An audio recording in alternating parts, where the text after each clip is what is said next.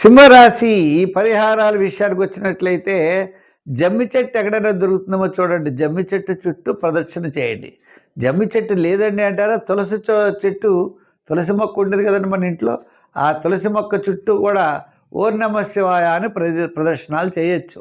అంచేత తులసి చెట్టు చుట్టూ ప్రదర్శనలు చేస్తే విష్ణు యొక్క ఆలయాన్ని చుట్టూ ప్రదర్శనం చేసినట్టే అన్నారు.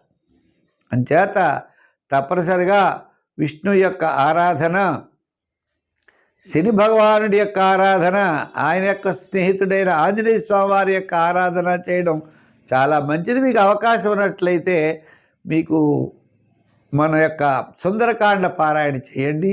సుందరకాండ వచనం ఉంటుంది, చదవండి. అది కూడా చదవలేని వారు వినండి, లేదా శ్లోకాలు చదవగలిగిన వారు చదవండి. సుందరకాండ పారాయణ ద్వారా ఈ రాశి వారికి అత్యద్భుతమైనటువంటి ఫలితాలు ఉన్నాయి.